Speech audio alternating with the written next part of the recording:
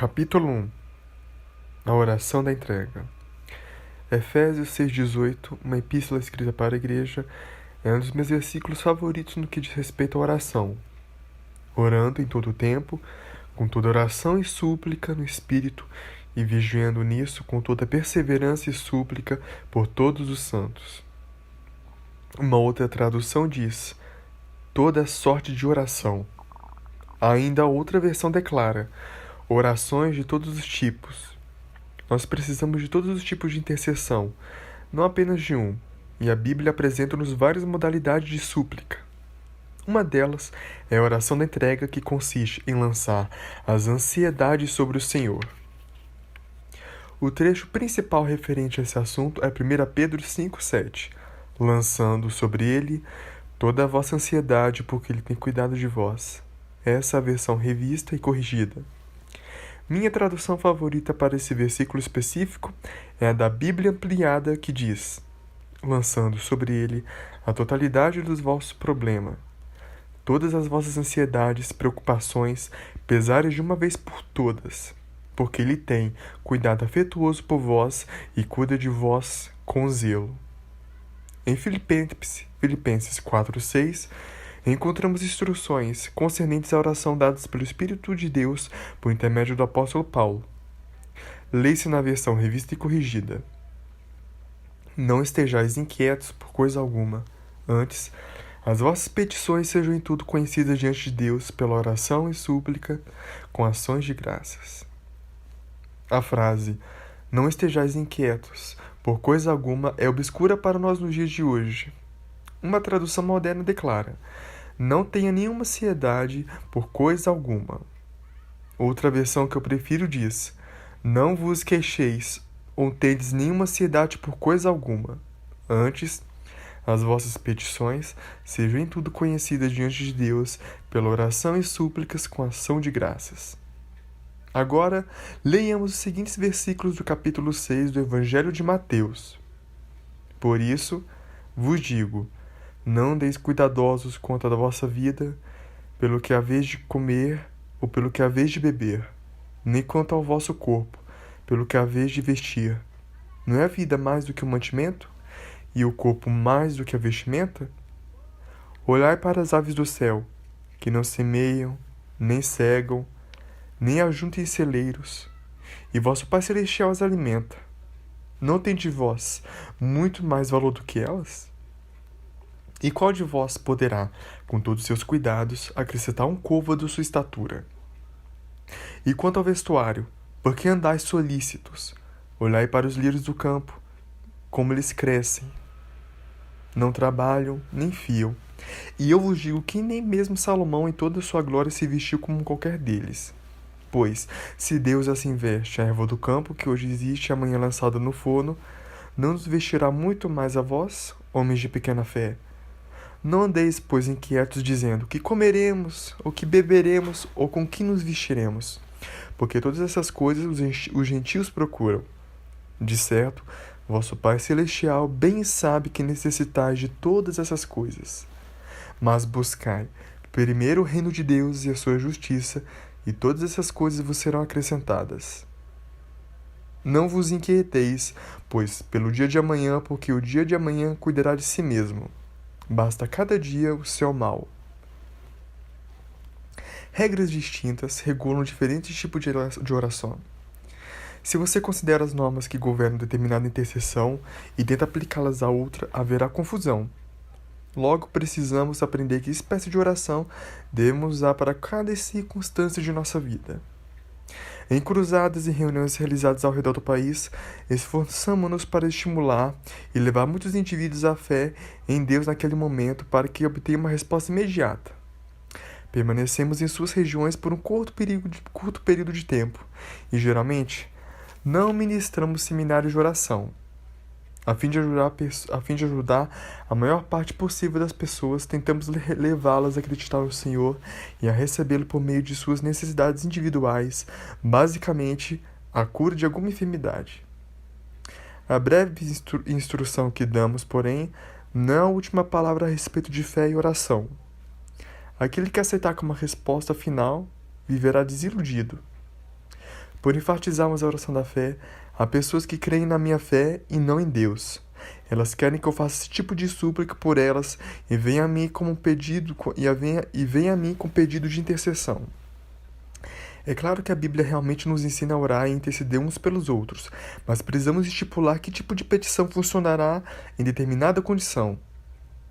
Um dia após o culto, certa mulher veio até mim e disse: Irmão Reagan, quero que o senhor ore por mim. Eu lhe respondi: Por qual motivo? Ela me olhou surpresa e falou-me: Preciso te contar? Eu respondi: Não vou orar a menos que a senhora me diga o porquê. Preciso saber a razão pela qual vou clamar. Minha fé não pode agir em prol de alguma coisa que desconheço. Não posso estar de acordo com algo salvo se eu souber com o que estou concordando. Qual é o seu pedido? Ela começou a chorar e disse-me: Irmão Rega, os fardos da vida, as ansiedades e preocupações estão tão pesados que não consigo carregá-los. Quero que o Senhor ore para que Deus me dê a graça para suportá-los ou leve metade deles consigo. Tenho capacidade para carregar metade dos meus problemas, só não posso levar todos. Meu coração comoveu-se por ela. Fiz o melhor que pude para ajudá-la, dizendo: Irmã, não posso orar desse jeito. Não seria bíblico. Veja que a oração da fé não funcionará nesse caso. Na verdade, há somente um tipo de intercessão para a sua situação: a oração da entrega. Não é maravilhoso, irmã, que eu e você já tenhamos a resposta? Ela olhou assustada, mas continuei a dizer-lhe: Nós temos informações sobre esse assunto lá dentro. Eu quis dizer que as respostas estão contidas na Bíblia. Veja que a palavra de Deus nos diz exatamente o que fazer com as nossas preocupações, inquietações e ansiedades. Continuei. Em 1 Pedro 5,7, o Espírito Santo diz por intermédio do apóstolo Pedro: lançando sobre ele toda a vossa ansiedade, porque tem cuidado de vós. A Bíblia ampliada declara: lançando toda a sua preocupação, toda a sua ansiedade, preocupação, todos os seus interesses de uma vez por todas no Senhor, para que Ele cuide disso de forma afetuosa e também cuide atentamente de você. Eu falei a ela: a senhora não tente fazer isso todos os dias, mas de uma vez por todas. A partir de então, ficará despreocupada. Ela olhou para mim e disse: Você é um insensível. É realmente insensível. Pus toda a doença que pude em minha voz. Pus toda a doçura que pude em minha voz e falei: Querida irmã, não sou uma pessoa desprovida de sensibilidade. Não escrevi a Bíblia. Não fui eu quem disse aquilo, mas foi a palavra de Deus. O Senhor ama você.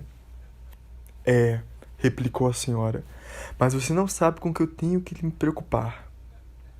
Respondi-lhe: Querida, tenho certeza de que não sei com que a irmã tem de se preocupar, mas Deus sabe, pois Ele é onisciente, e a palavra diz que devemos lançar sobre Ele toda nossa ansiedade, porque Ele tem cuidado de nós.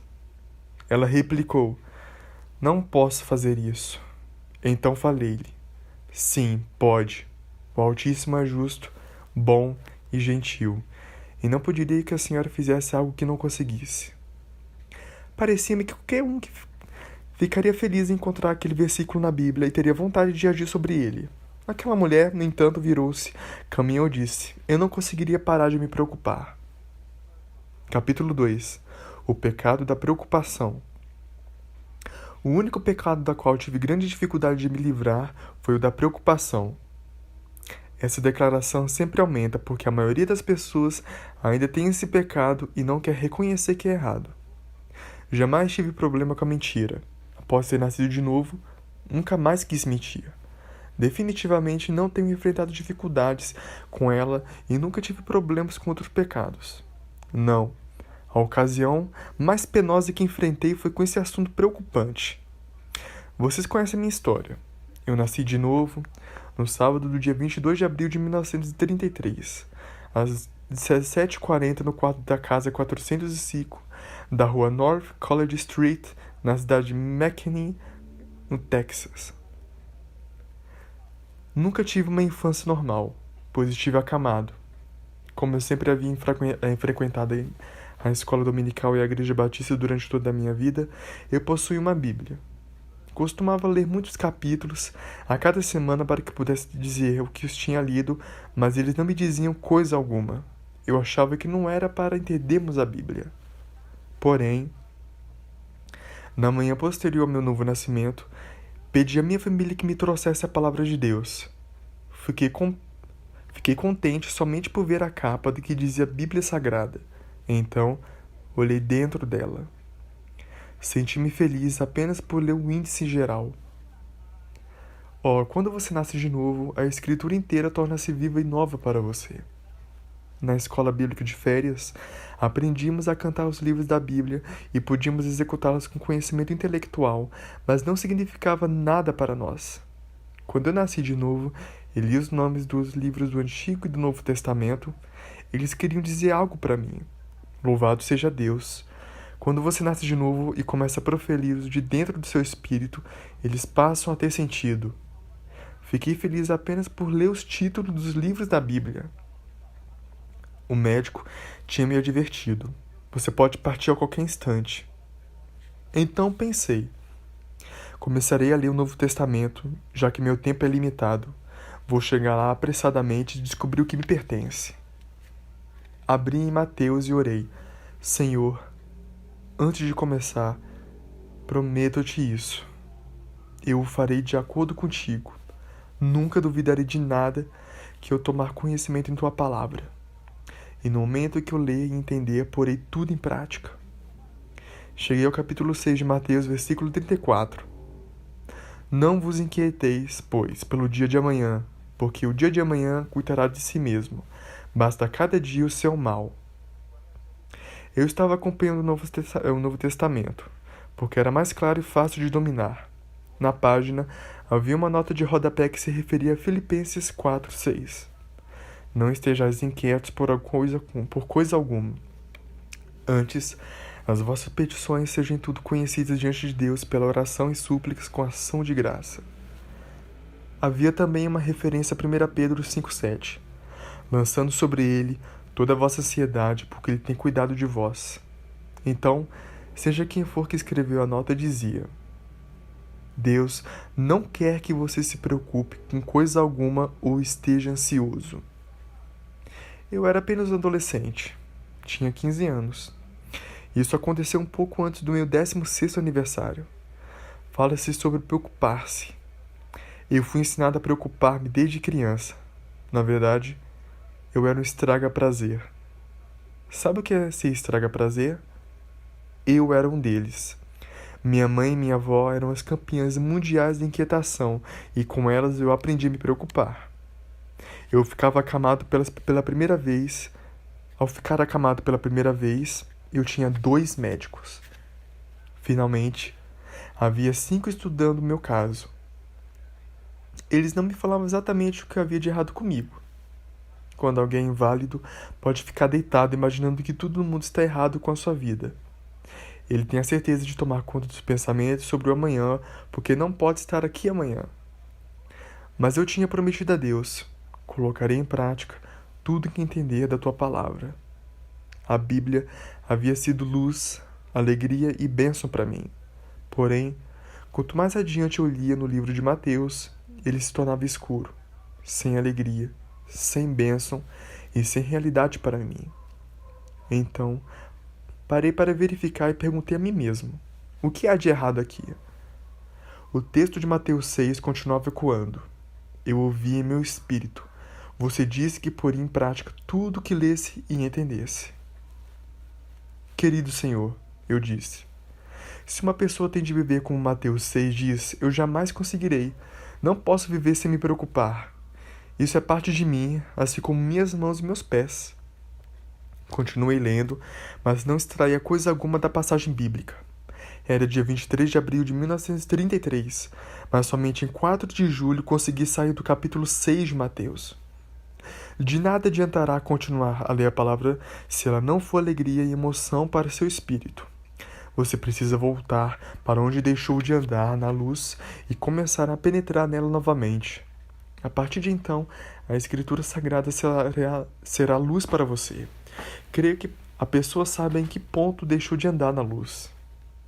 Alguém dirá: Não, eu não sei. Agora, pare de mentir a esse respeito. Em primeiro lugar, arrependa-se por ter mentido. Sei que você sabe porque eu era como você.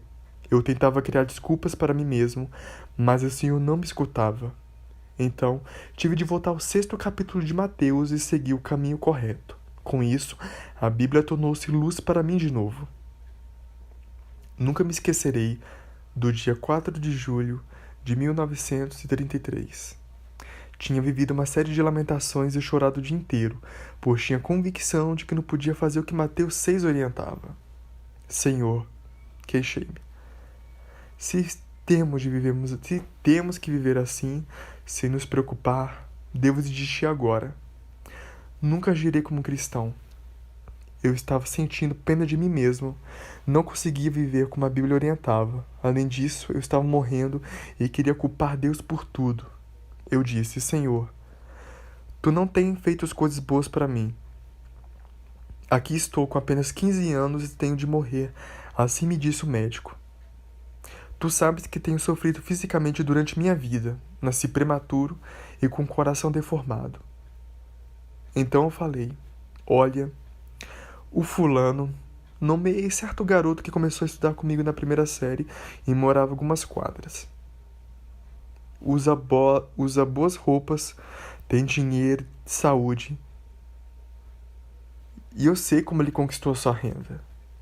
Continuei. Ele não deve fazer isso, pois é legal jogar na parte dos fundos da farmácia. Ele atrai outros para lá. É apenas um adolescente. Isso também é contra a lei. E os outros garotos perdem todo o dinheiro. Daí ele consegue dinheiro, roupa, saúde. E eu nunca fui maldoso como ele. Tu sabes, Senhor, que sempre fui muito bom. Claro que, debilitado como eu sou, não posso fazer muita coisa errada. Jamais fui mal como ele. Disse mais. Ah, o Beltrano. Mencionei o rapaz que morava no final da minha cidade, ao qual havia ingressado no colégio comigo na primeira série. Ele tem dinheiro, roupas novas e possui até um automóvel. Não era pouca coisa um adolescente ter um carro em 1933. Era felizados que tinha uma bicicleta naqueles dias de depressão. Falei ainda. Ele está correndo por aí em um veículo seminovo e eu sei como ele conquistou verba para essa aquisição. Seu irmão contrabandeava bebida alcoólica e o Beltrano investe em seu carro dinheiro oriundo de atitudes ilícitas. Nunca fui maldoso como ele. Contava ao Senhor tudo sobre essas outras pessoas, mostrando que ele não era um contrabandista nem um jogador. E tu o sabes, eu dizia, que nunca fui tão mal como esses camaradas. Não possuo boas roupas, não tenho saúde e estou à beira da morte. E tu foste melhor com eles, que são maldosos, do que comigo, pobre de mim. E começava a chorar mais. Continuei. Agora fui salvo, nasci de novo e tenho de parar de me preocupar, mas sei que não consigo. No início eu estava a ponto de morrer, mas senti-me disposto a ter preocupação até a morte, tentando descobrir o que havia de errado comigo. Na minha condição, dá para imaginar que se tem qualquer doença existente no mundo. Agradeço a Deus pelo Dr. Robson, um dos meus médicos, que enfim veio até mim, sentou-se à minha cama aproximadamente um mês depois e me disse exatamente o que havia de errado com meu corpo. Se eu estivesse aqui pregando contra o fumo, muitas pessoas pulariam e gritariam, louvado seja Deus, isso é verdade, irmão, pregue. Porém, um pecado da preocupação é pior do que o fumo. O Altíssimo não quer que você fique preso ao costume, mas o hábito da inquietação é pior do que o tabagismo. Médicos disseram-me que há muitas pessoas doentes, em hospitais e instituições que tratam problemas mentais por causa da preocupação do que qualquer outro motivo. A perturbação acabará com seu viver. O fumo terminará apenas com uma metade da sua vida e fará com que você cheire mal enquanto estiver morrendo. No entanto, a intranquilidade matará você. Uma vez que você começar a pregar dessa forma em relação aos hábitos corriqueiros das pessoas, elas começarão a sentir pena de si mesmas. Elas julgam que Deus não as está tratando de forma correta, que que o pastor não está lidando com elas adequadamente. O mundo não está cuidando delas como deveria. Seu irmão não está assistindo-lhes como desejam e nada está bem. Então, vivem se lamentando assim como eu vivi. Que luta enfrenta naquele dia 4 de julho de 1933. Às 6 horas da manhã, mamãe estava em minha cama tentando confortar-me novamente. Eu disse: mãe, se alguém apenas quiser viver, isso ajudará em alguma coisa? Quero dizer, se somente quiser viver? Ela me respondeu: bem, isso já equivale a 50% da batalha. Fiz um pequeno ajuste dentro de mim e falei: bom, tenho o equivalente a essa porcentagem agora. Deixarei isso de lado e tratarei de cuidar da outra metade. No minuto em que eu disse isso, algo dentro de mim falou: Mateus 6. Foi o Senhor. E eu soube o que ele queria dizer. Voltei a essa passagem bíblica e ali, após terminar a leitura do versículo 34, disse: tudo bem, Senhor, me perdoa. Eu me arrependo por ter eu tenho me arrependido por ter ficado inquieto e te prometo nesse dia que nunca mais me preocuparei novamente, ainda que eu viva por muito tempo. Te declaro hoje que jamais ficarei desencorajado de novo. Te dou minha palavra que em ocasião alguma irei me abater. Graças a Deus, não me deprimi mais e tive maravilhosas oportunidades. Comecei a praticar tudo isso quando eu ainda era um adolescente. É fácil quando se começa cedo na vida. É difícil quando se é mais velho, porque a pessoa já percorreu determinado caminho há muitos anos. A maior facilidade para mim agora. No início foi complicado, mas me recusei a ter preocupação. Não possuía conhecimento acerca da cura divina até então, pois não tinha avançado bastante na leitura das Sagradas Escrituras, nem havia lido a passagem bíblica contida em Marcos 11, 23 e 24. Dessa maneira, eu realmente não sabia que poderia ser restaurado. Minha condição física era debilitada e parecia que eu ia mesmo morrer. Não somente estava acamado, mas também sofria 3 a 5 ataques apopléticos por dia. Meu coração parava e eu pensava que ele não mais começaria a bater de novo. Eu lutava para permanecer vivo com toda a garra do meu ser. Pouco a pouco, todo o verniz da minha cama diminuiu. Você se prende a tudo quanto tem de ficar no leito. Logo no meio de um desses ataques eu me soltei. Entreguei tudo a Deus, caí de volta no meu travesseiro e disse: deixa pra lá, sei para onde vou de qualquer maneira. Nunca mais tive problemas com medo. Ainda padecia com alguns ataques, mas eles não me incomodavam mais. Lancei aquelas ansiedades sobre o Senhor. Então, comecei a viver assim, despreocupado. Jamais li um livro sobre o assunto, mas constatei-o somente na Bíblia. Capítulo 3. Falta de bom senso para se preocupar. Quando você anda pela fé, faz o que a Bíblia diz, causa estranhas aos outros e até mesmo à igreja. Eles consideram que há algo de errado com a sua vida, pois você não se preocupa com o amanhã. Após ser curado, comecei a pregar aos enfermos e a ungir as pessoas com óleo, o que não era bem visto pelos batistas. Nunca fui ordenado pastor por essa denominação, embora me tivessem oferecido tal ordenação, prática que pode ser feita na igreja local. Na verdade, o pastor disse: nós ordenaremos, Kenneth, sob uma condição: se você suavizar um pouquinho essa história de cura. Vá em frente e pregue um pouco sobre oração e fé se quiser, mas não fale tanto acerca de curas. Eu falei. Eu estava planejando reforçá-la. Eu já não orava mais publicamente por quem quer que fosse. Pregava em público, mas intercedia pelas pessoas individualmente e pretendia começar a orar à vista de todos. Essa é a razão pela qual eu disse: eu estava planejando reforçá-la. Nunca me esquecerei disso. Quando eu falei ao pastor o que eu pretendia, ele me respondeu o seguinte: bem, então esqueça. Simplesmente esqueça. Depois de dizer tais palavras, ele foi embora e deixou-me. Não me lembro de tê-lo visto novamente. A partir daquele momento, é claro, fui batizado no Espírito Santo e falei em línguas. Tive essa experiência de uma vez só. Coloquei-me no meio dos membros do Evangelho pleno, os quais exerciam a prática do batismo no Espírito Santo, falavam em outras línguas. parecia que deles brotavam asas. Levei certo tempo para descobrir que não eram asas que nasciam neles, mas os seus ombros sobressaíam. Comecei a desenvolver atividades pastorais em um templo do Evangelho pleno e a ser novo nesses círculos.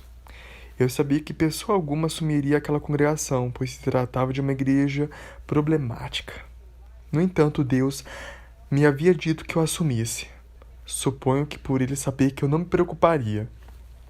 Naqueles dias era comum a realização de uma descontraída reunião de pastores no primeiro domingo de cada mês.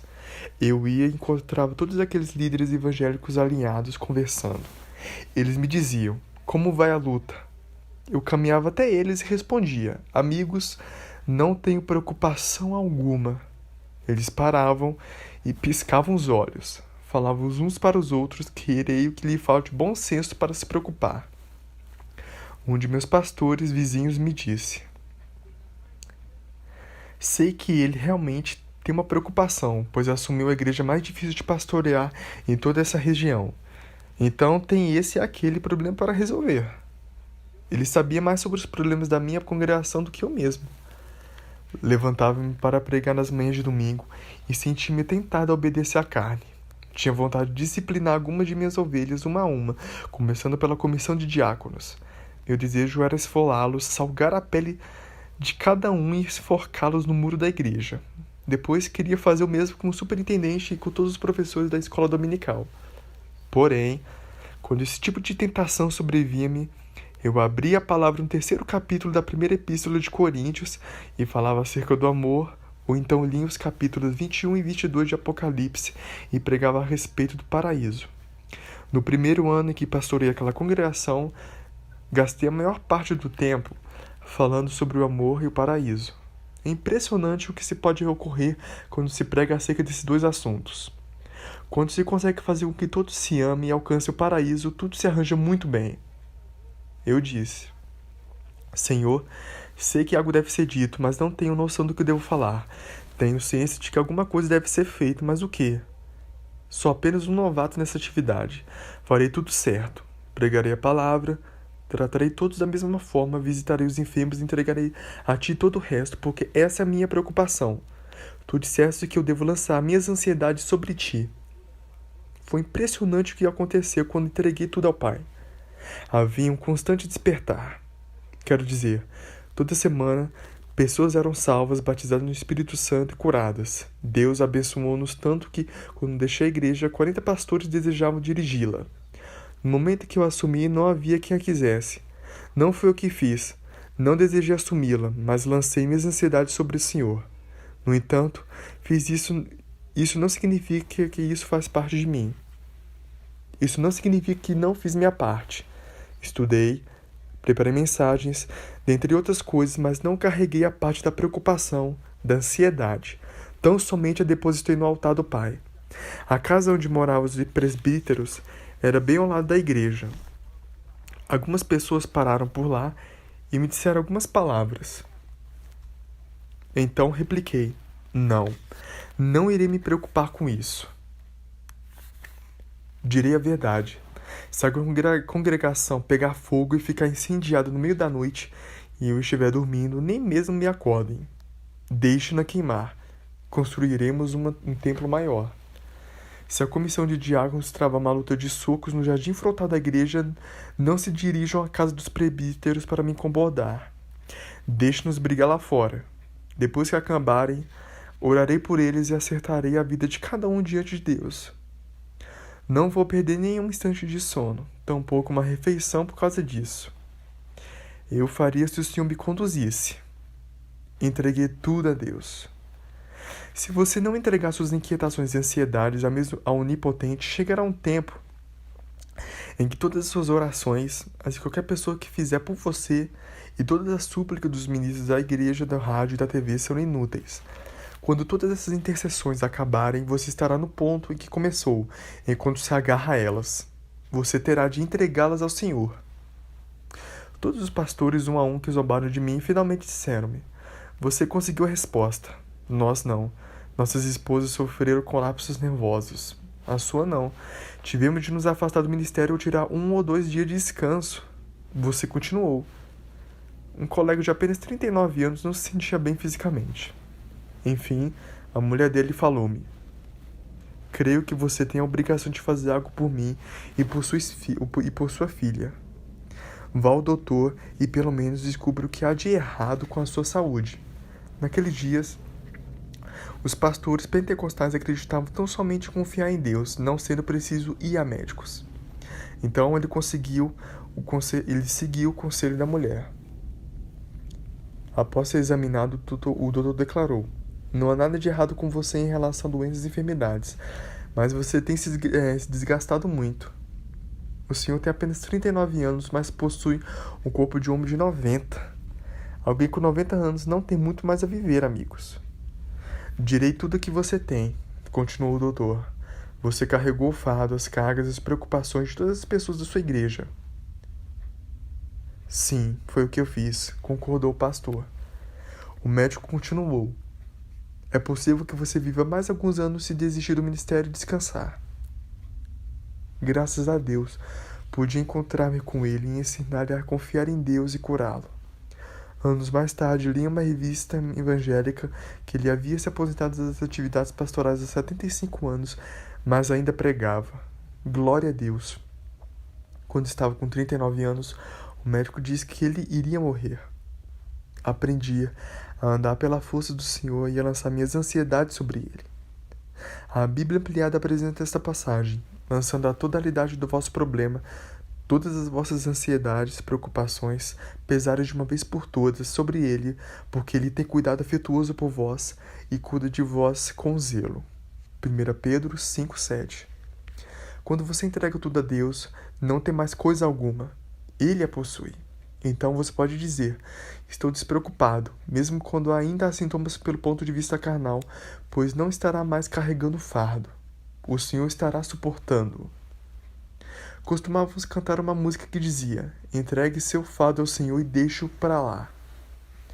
O problema de muitas pessoas é que eles se ajoelham para orar no altar.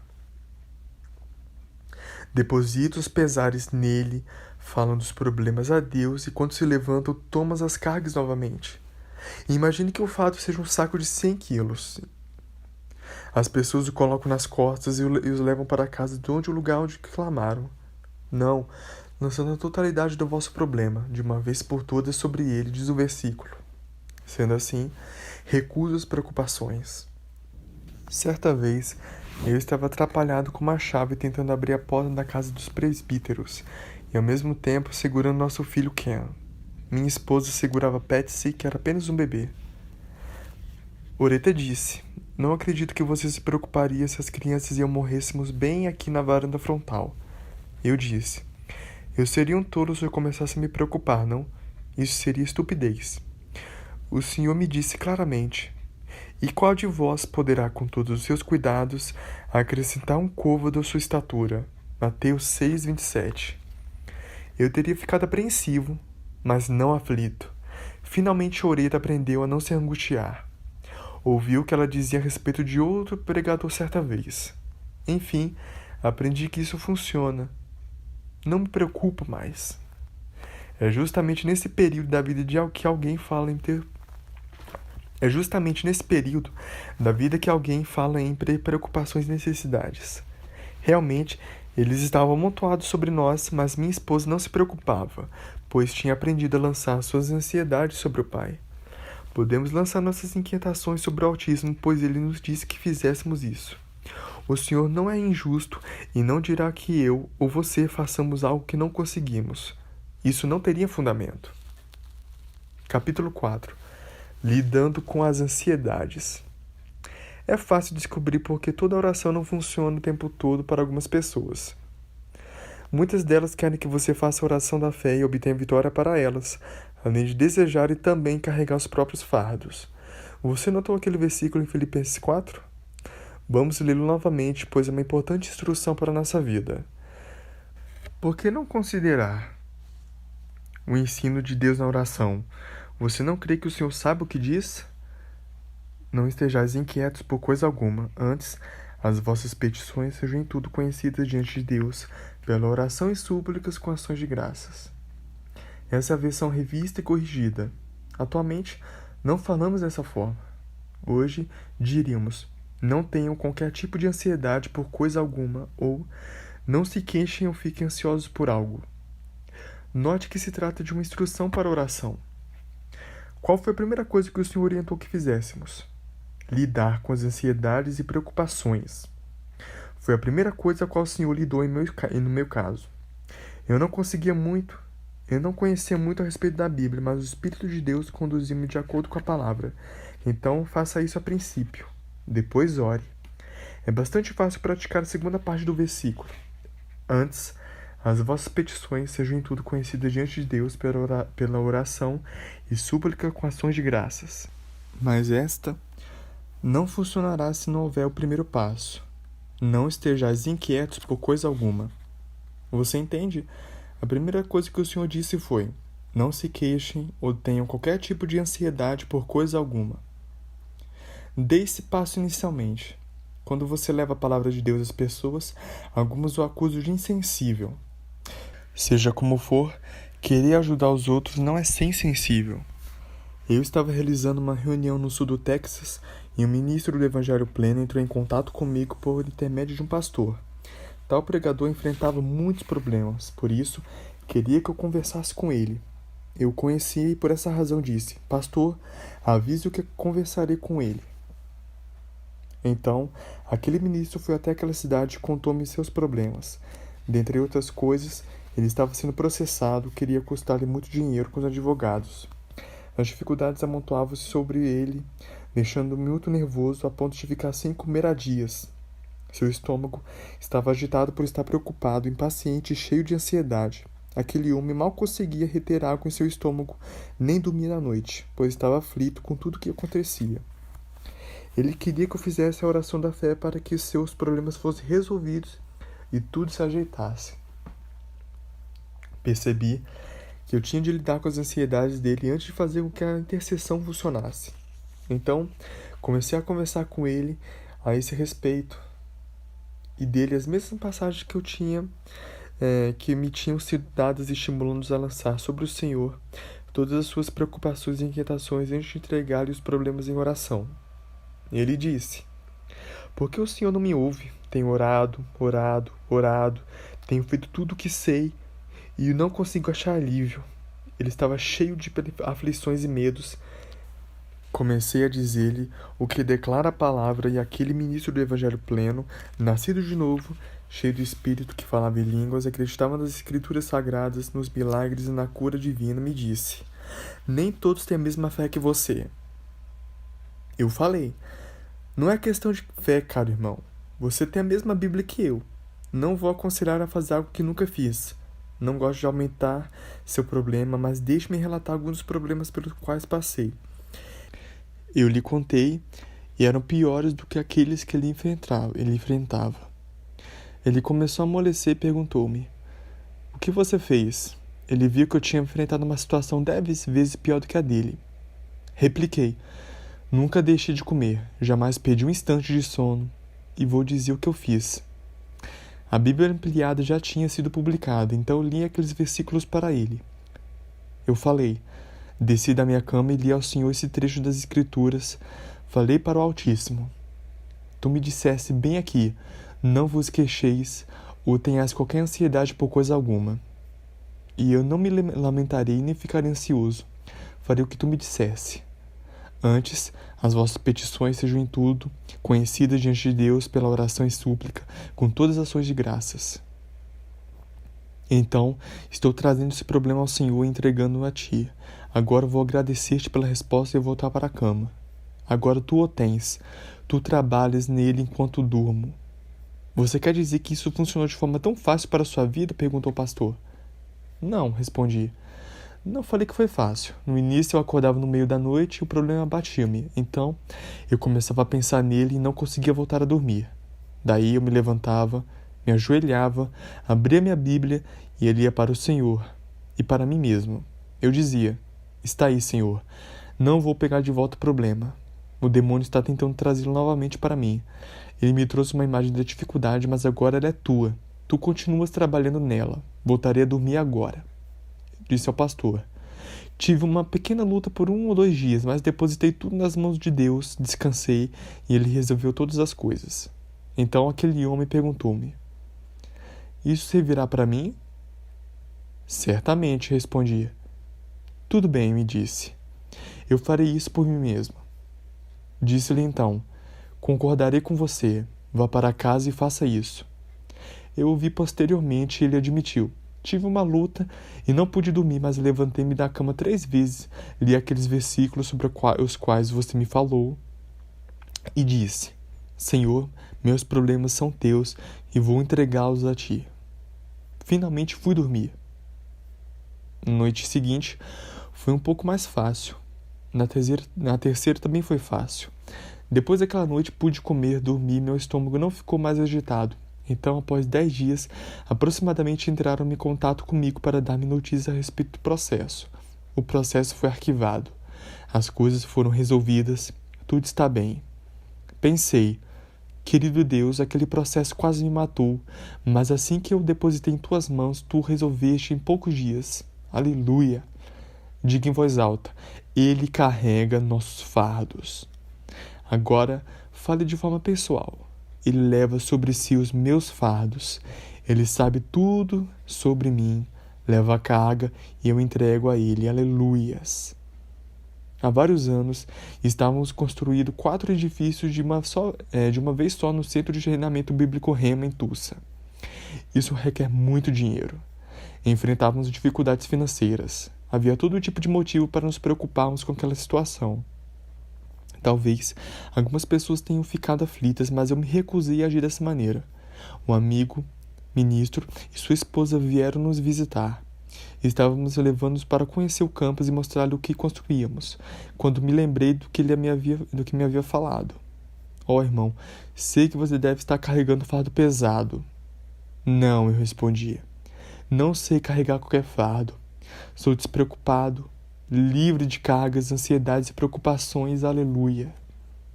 Não lhe disse coisa alguma a respeito da luta a qual estávamos enfrentando. Sequer a mencionei. Por quê? Porque eu já tinha entregado ao Senhor. Deus já a possuía e estava trabalhando nela. Em vez disso, falei ao ministro: para lhe dizer a verdade a respeito dessa história, não me incomodaria se as atividades fossem encerradas. Eu não queria fazê-lo no início. Não queria uma escola. Eu gostava do ministério de campo, indo de cruzada a cruzada e de seminário a seminário. Vivia ótimos momentos e o Senhor veio perturbar-me. Nunca quis construir um centro de treinamento, mas o Altíssimo ordenou que fosse feito. Contarei a você exatamente o que eu disse ao Onipotente. Lhe falei com muita clareza, pois não uso termos religiosos para conversar com Deus. Suponho que ele nos conhece de qualquer forma. Apenas conversei com ele da maneira clara, pois ele é meu pai. Eu falei: Senhor, eu não queria construir essa escola de qualquer forma. Não era meu plano, minha ideia. Não queria fazer isso e ainda não quero. Mas tu me mandaste fazê-lo. Temos realizado tudo o que o Senhor orienta e agora entregarei tudo a ti. Não me incomodará, nem ficarei nem mesmo transtornado se encerrarmos tudo. Não me transtornará, pois entreguei tudo a ti. Se isso não for bem sucedido, tu sabes o que farei. Sairei pelos Estados Unidos e falarei de ti. Direi que tu não foste o grande bastante para resolver a situação. Então aqui está, tu o tens. Não vou pular uma refeição sequer ou perder um instante de sono. Eu disse ao ministro: dormi bem todas as noites e comi bem todos os dias enquanto Deus trabalhou no projeto. De um modo ou de outro, ele tratou de concluir tudo. Você pode ver isso. Capítulo 5. Liberte-se do seu problema. Você vai enfrentar dificuldades na vida. Não vai ficar flutuando em um mar de rosas, pois as crises realmente surgem. A diferença está em conhecer a palavra e o Espírito de Deus e saber como orar corretamente. Alguns de vocês, leitores, estão carregando as ansiedades, inquietações e ainda estão queixando-se. Na verdade, é possível que vocês tenham feito algo além de queixar-se. Podem estar cozinhando a vida em fogo lento. Outros possivelmente já estão em ebulição, transbordando de ansiedades, preocupações e inquietações. Deus quer que você entregue tudo a Ele. Eu não disse que foi fácil. especialmente se você não tem alimentado o costume de se preocupar há muito tempo.